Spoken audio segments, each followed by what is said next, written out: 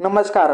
मी आपल्या सर्वांचं SME चॅनलवर मनापासून स्वागत करत आहे.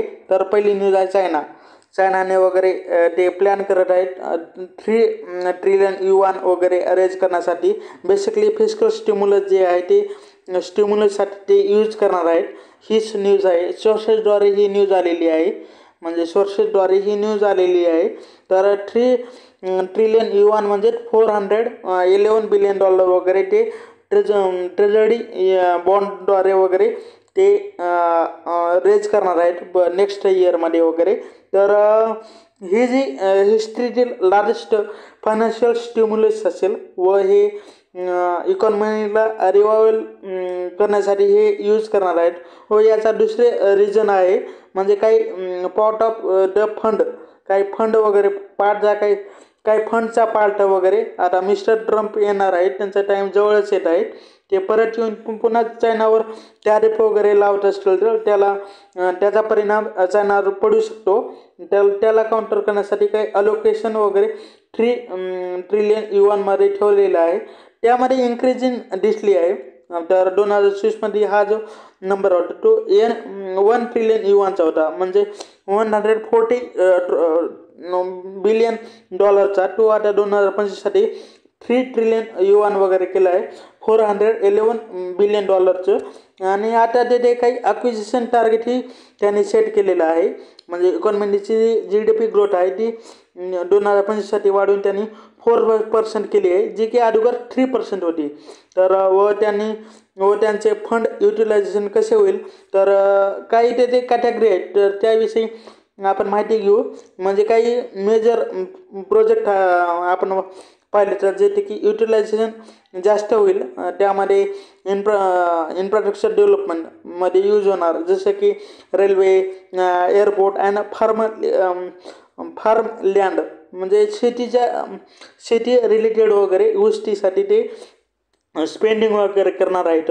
आणि स्ट्रॅटेजिक एरिया म्हणजे मोक्याच्या जागामध्ये वगैरे सिक्युरिटी कॅपॅसिटी वाढवणार आहेत. म्हणजेच बॉर्डर सिक्युरिटीमध्ये ते कमी जास्त खर्च करू शकतात.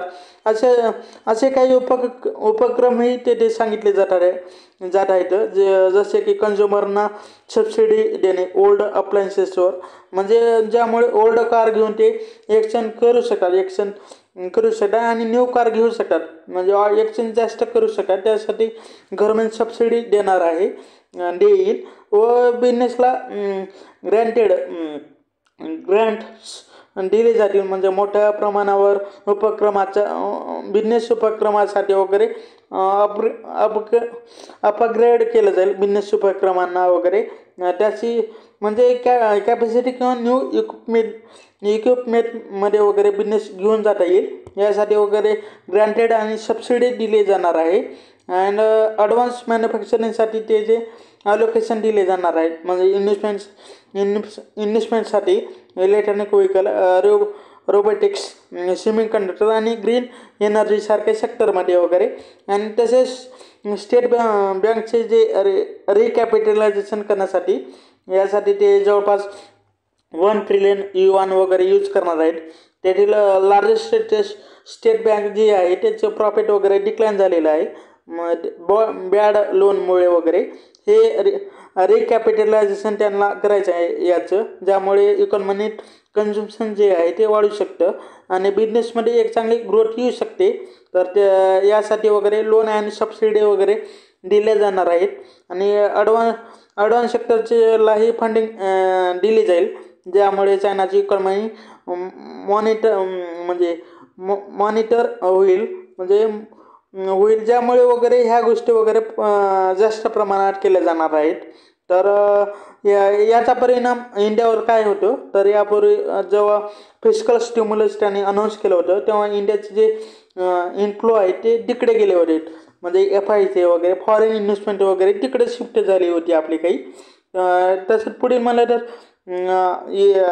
म्हणलं तर आपलं चायना जे आहे, चायनाचं EV सेल्समध्ये चांगलं डॉमिनन्स आहे, म्हणजे 80% जवळपास वगैरे त्यांनी यावेळेस वगैरे EV सेल वगैरे केलेला आहे, म्हणजे चांगलं कॉन्ट्रीब्युट 2024मध्ये त्यांनी केलेलं आहे. तर 2023च्या पहिल्या 6 महिने शामाईट ई व्ही सेलमध्ये वगैरे 3 मिलियन होतं त्यांचं सेल्स वगैरे. त्यावरून आता 2025-24च्या याच कालावधीमध्ये 4 मिलियन पेक्षा जास्त वगैरे त्यांनी सेल्स केला आहे असा रिपोर्ट सांगत आहे IEAचा. तर ग्लोबल ई व्ही सेल्सची गोष्ट केली तर 7 मिलियनपेक्षा जास्त वगैरे EV वगैरे ग्लोबल लेवलवर विकले आहेत. आणि 2024मधील पहिल्या म्हणजे फर्स्ट हाफ इयरमध्ये वगैरे 25% ग्रोथ दिसली आहे इयर ऑन इयर बेसिस. रिपोर्टनुसार इलेक्ट्रिक व्हेकल शेअर जो आहे इलेक्ट्रिक व्हेकलचा शेअर जो आहे 2024च्या अखेरीस वगैरे एंडिंगला वगैरे ग्लोबल कार फ्लीट्स अराउंड 50% पर्यंत पोहोचू शकतात असं अपेक्षा आहे. तर चायनाला सोडून बाहेरील ग्रोथ जी पाहिली तर ती 10%ची ग्रोथ आहे. Brazil, Indonesia, Mexico and middle east रिजनमध्ये एक चांगली ग्रोथ दिसली आहे. आणि डेव्हलप मार्केटमध्ये एक संमिश्र परफॉर्मर दिसत आहे. अँड युरोपियन युनियनचे EV सेल्स वगैरे फ्लॅट राहिलेले आहेत.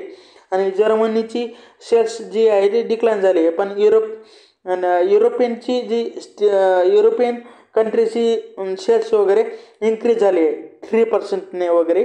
आणि UK मध्ये 15%ची ग्रोथ झाली आहे EV सेल्समध्ये. आणि US मध्ये जवळपास 10%ची ग्रोथ वगैरे झालेली आहे. तर पुढील म्हणलं तर इंडिया, तर RBIच्या एका रिपोर्टनुसार इकॉनॉमी जी आहे ती रिकव्हरी दाखवत आहे Q3मध्ये वगैरे. म्हणजे FEI इन्फ्लो वगैरे पॉझिटिव्हली येत आहेत डिसेंबरमध्ये. त्यामुळे आणि Q2मध्ये वगैरे 5.4%ची ग्रोथ होती 5.4%ची ग्रोथ होती, जी की वीक नंबर वगैरे आहे असं म्हटलं जात होतं. बट आता इंडियाची GDP पुन्हा वाढू शकते Q3मध्ये वगैरे असं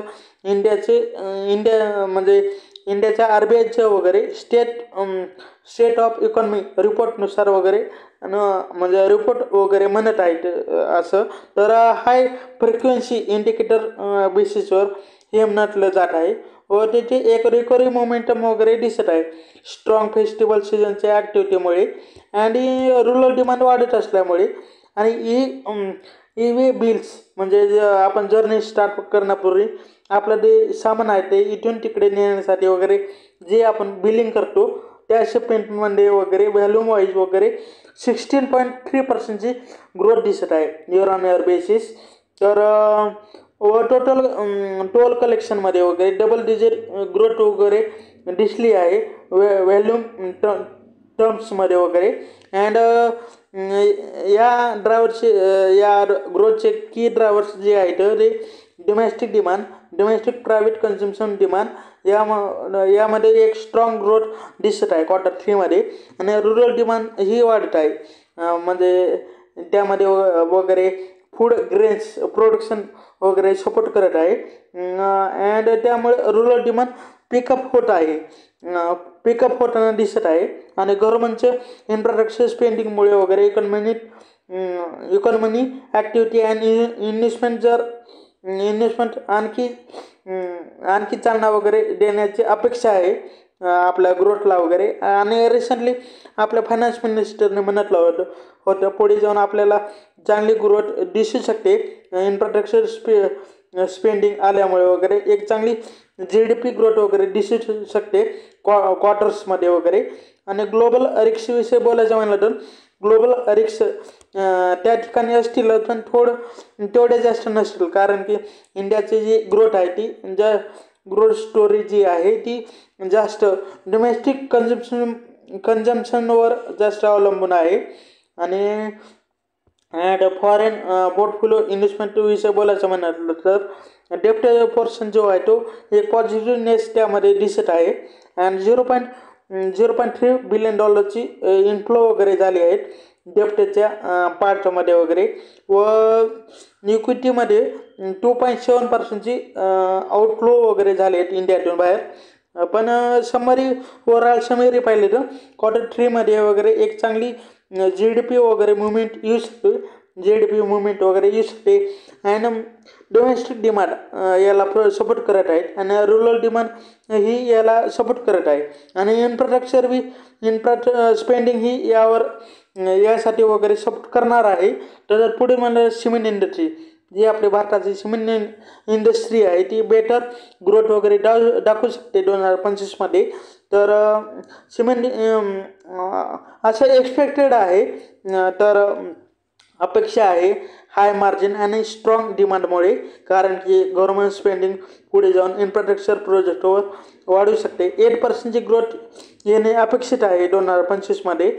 आणि बिग तिकीट प्रोजेक्ट ही याला सपोर्ट करतील. ओव्हरऑल सिमेंट इंडस्ट्रीमध्ये कॉन्सॉलिडेशन अँड एक्सपान्शनमध्ये सध्या जास्त गती देत आहे. चांगल्या प्रकारे काम करत आहे. एक्सपान्शन वगैरे जास्त होत आहे विस्तार वगैरे. जसं मेजर प्लेयर आपलं अल्ट्राटेक सिमेंट आणि अंबुजा सिमेंट यांनी ओव्हर 15 MTPAची कॅपॅसिटी वगैरे संपादन केलेली आहे. त्यासाठी वगैरे $4 ट्रिलियन म्हणजे $4 बिलियन ट्रान्झॅक्शनसुद्धा केले आहेत. आणि ऑर्गॅनिक एक्सपान्शनशिवाय ते ॲक्विजिशनसुद्धा करत आहेत. याशिवाय वगैरे ॲक्विजिशन करत आहेत आणि कॉन्सॉलिडेशनला पुन्हा आकार देत आहेत संपूर्ण कंपनीला. त्यामुळे ह्या ज्या 2 कंपन्या आहेत ती चांगली ग्रोथ वगैरे करत आहेत 2020मध्ये वगैरे. आणि 2024मध्ये काही चॅलेंजेसही राहिले आहेत. म्हणजे कॅपिटल युटिलायझेशन जे आहे ते मॉडरेट राहिलेलं आहे. सेल्स रिलायझेशन ही भरपूर लो होतं. त्यामुळे रेव्हेन्यू अँड प्रॉफिट मार्जिन जे आहे ते त्यावर परिणाम झालं. अँड कॉस्ट ही थोडी इम्पॅक्टेड झाली, परिणाम झाला त्यावरही. अँड स्लोअर व्हॉल्यूम ग्रोथ इथे राहिली काही अडथळ्यामुळे. पण या 2 कंपनीमध्ये म्हणजे अंबुजा सिमेंट आणि अल्ट्राटेक वगैरे 2024मध्ये याने भरपूर काही ॲक्विजिशन केलेलं आहे. आणि ओव्हरऑल इंडियाची सिमेंट इंडस्ट्रीची टोटल इन्स्टॉल कॅपॅसिटी 619 MTPAची आहे. आणि इन्फ्रास्ट्रक्चर आपलं सिमेंट इन्फ्रास्ट्रक्चर म्हणजे सिमेंट मॅन्युफॅक्चरिंग असोसिएशननुसार वगैरे. आणि श्री सिमेंटचे मॅनेजिंग डायरेक्टर म्हणत आहेत की त्यांनी म्हटलं आहे इन्फ्रास्ट्रक्चर आणि हाऊसिंग सेक्टरमुळे एक स्ट्रॉंग डिमांड येऊ शकते असं एक्सपेक्टेड आहे. अँड 2025मध्ये ग्रोथ ड्रायव्हर काय असतील ते काय सांगितले जात आहेत. तर त्यासाठी पुन्हा प्राइस वगैरे वाढतील. त्यामुळे रिलायझेशन जे आहे ते बेटर होऊ शकतं. कॅपिटल युटिलायझेशन होऊ शकतं असं एक्सपेक्टेड आहे. अँड ही रिकव्हरी येऊ शकते, ही रिकव्हरी आणू शकतात. आणि गव्हर्नमेंट कॅपेक्स आणि प्रायव्हेट कॅपेक्स गरजेचं आहे इथं.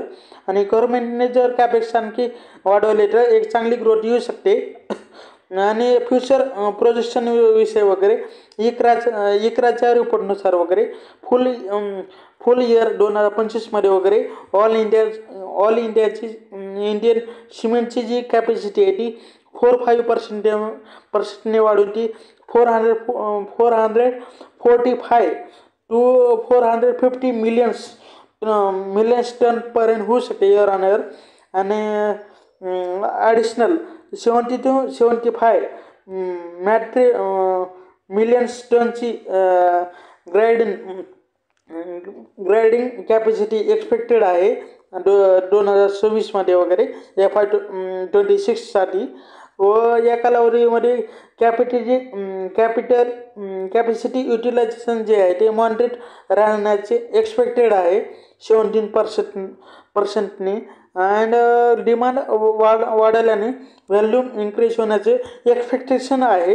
अँड तसंच पुढे म्हणलं तर पुढील मेट्रो स्टॉक एक्सचेंज जो आहे तो वगैरे 120 करोड वगैरे ते रेज करणार आहे फ्रेश व्हॅल्यूवर. फेस व्हॅल्यूवर म्हणजे ते इन्व्हेस्टरला म्हणजे अप्लाइड करतील, अप्लाइड करणार आहेत आपलं स्टॉक अपलोड करण्यासाठी. म्हणजे ते त्यांना स्वतःला जिवंत राहण्यासाठी म्हणजे स्वतःचं अस्तित्व टिकून ठेवण्यासाठी त्यासाठी MSEच्या बोर्डने वगैरे अप्रूव्हल दिला आहे. म्हणजे फेस व्हॅल्यू 1 आणि तसेच आपला प्रीमियम जी बी एकच असावं असे 100 म्हणजे 1.19 बिलियन इक्विटी शेअर वगैरे जारी करण्यात येणार आहे. इथं म्हणजे मान्यता त्यांना मिळालेली आहे. ते प्रायव्हेट प्लेसमेंट थ्रू ते केले जाईल. म्हणजे जे देखील इन्व्हेस्टर कोण आहेत, बिलन ब्रेस आपलं गॅरेज व्हेंचर जो की ग्रोथ म्हणजे ग्रोथ जो आपला ब्रोकर आहे त्याचा त्याची पेरेंट कंपनी आहे ती आपल्या ग्रोथची. अँड तसंच रेन मॅटर इन्व्हेस्टमेंट जे की जिरोडाचा एक सामान्य इन्व्हेस्टर आहे. आणि शेअर इंडिया सिक्युरिटी जो की आपला इंडियाचीच आहे. म्हणजे तो BSE लिस्टिंग एंटिटीज आहे. अँड आपलं सिक्युरिटी इंडिया इंडिया अँड यासाठी ह्या फंडिंग रेजिंगमध्ये पुन्हा ते एक्झिस्टिंग शेअर होल्डर्स यामध्ये सहभाग वगैरे घेत आहेत. व्हॉल्यूम विषय बोलायचं म्हणलं तर इथे एक म्हणजे शेअर इंडिया सिक्युरिटीने वगैरे फायलिंग केली होती. तर त्यांनी म्हटलं होतं की एक चांगलं वगैरे स्ट्रॅटेजिक डिसिजन त्यांनी घेतलं होतं. म्हणजे घेणार होते त्यामध्ये 59.50 करोड इन्व्हेस्ट वगैरे करण्यासाठी ते. अँड त्यामध्ये 4.9% स्टेक वगैरे घेणार होते शेअर कॅपिटलमध्ये.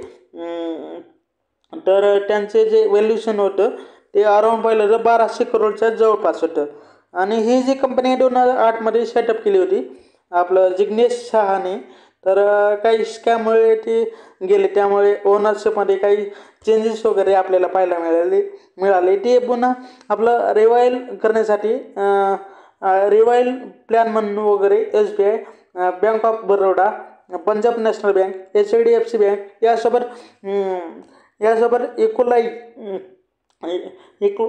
म्हणजे इक्वल वाईड्स कमोडिटीज तसं LI and FS financial services आणि इंडिव्हिज्युअल इन्व्हेस्टर जसे की आपला राकेश जुनवाला अँड राधाकृष्ण अंबानी सर यासारखे वगैरे यांनी वगैरे इन्व्हेस्टमेंट केलेली होती.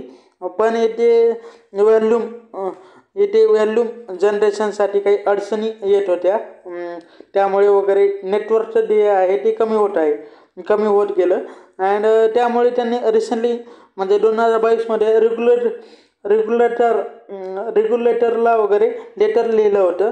म्हणजे हे असेच चालत राहिले तर नेटवर्क जे आहे ते 100 करोडपेक्षाही कमी होऊ शकतं. तर आणि त्यासाठी ते बंदही करावे लागू शकते त्यांना स्वतःला, क्लोजही करावं लागतं, क्लोज डाऊन. व SEBIला तर येथे स्पर्धा हवी असते. म्हणजे अगोदर NSE हा सिंगल पार्टी बनेल असं वाटत होतं, पण BSE सक्सेसफुली त्यांना एक चांगलं टक्कर देत आहे. म्हणजे येथे एक चांगलं कॉम्पिटिशन होत आहे. त्यामुळे MSE कडूनही आपल्याला थोडी आशा आहे. तर पुढील म्हणलं तर यथार्थ हॉस्पिटलने वगैरे काही शेअर वगैरे सेल करणार आहेत. ते म्हणजे यथार्थ हॉस्पिटलमधले शेअर काही सेल करणार आहेत. सिटी ग्रुप आणि आपलं सोसायटी आपलं जनरल्स वगैरे. तर ते वगैरे त्यातून वगैरे 625 करोड रुपीज वगैरे रेज करणार आहेत. हे QIP थ्रू विकणार आहेत. यासाठी म्हणजे एलिजिबल इन्व्हेस्टर वगैरे असतील. या QIPची किंमत वगैरे 59 म्हणजे 595 पर शेअर वगैरे निश्चित करण्यात आलेली आहे. म्हणजे जी की आता करंट प्राईस पाहिलं तर 626च्या फ्लोअर प्राइजेसच्या 5% वगैरे डिस्काउंटवर आहे. तर यामध्ये इन्व्हेस्टर कोण आहेत, तर इन्व्हेस्टर पाहिलं तर कोटक म्युच्युअल फंडचे वगैरे वेरियस स्कीम जी आहे ती 40% इन्व्हेस्ट करणार आहेत. सिटी ग्रुप ग्लोबल मार्केट 12.62% आणि सोसायटी जनरल्स 8.1% आणि SBI लाईफ इन्शुरन्स 8% वगैरे इन्व्हेस्ट करणार आहे. तसेच ही जी वेंचर म्हणजे आपलं यथार्थ हॉस्पिटलचे जे यथार्थ त्यागी आहेत त्यांनी म्हटलं आहे की FY27 वगैरे म्हणजे ॲक्युपेन्सी टू रिवायवर टू 65% प्लस वगैरे राहील, चांगली ग्रोथ होईल असं त्यांचं एक्सपेक्टेशन वगैरे आहे. 65+, म्हणजे या ग्रोथचे श्रेय टू हॉस्पिटलना वगैरे दिलं जाईल. ते अजूनही वाढत आहेत, टप्प्याटप्प्याने ती ॲक्युपेन्सी जी आहे त्यांचे वाढत आहेत, म्हणजे रॅम्पअप करताना वगैरे दिसत आहेत. तसंच पुढील म्हणलं तर आपली फायनल न्यूज आहे आपलं फॅमिली. तर फॅमिली ऑफिसने वगैरे आपलं फॅमिली ऑफिसने वगैरे जे की एक आपलं प्रोमिनंट इंडस्ट्रियलिस्ट प्रायव्हेट इक्विटी फंड आहेत, त्यांनी वगैरे एक चांगला वगैरे ते स्टेक वगैरे घेणार आहेत हायर इंडिया ऑपरेशन्समध्ये वगैरे. तर म्हणजे ही जी ट्रान्झॅक्शनची व्हॅल्यू आहे ती मोर दॅन $1 बिलियन आहे असं म्हटलं जात आहे. तर ही ॲक्च्युली चायनीज कंपनी आहे, म्हणजे ही कारण की चायनीज कन्झ्युमर अप्लायन्सेस आणि